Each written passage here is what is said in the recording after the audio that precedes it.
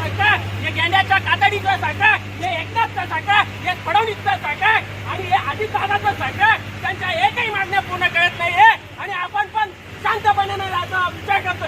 माझं हे म्हणणं आहे की यांच्याविषयी आपल्याला आत्मक्लेश केला पाहिजे, यांचा विरोध केला पाहिजे, यांच्या विरोध झाल्याबरोबर यांचा निषेध नोंदवला गेला पाहिजे.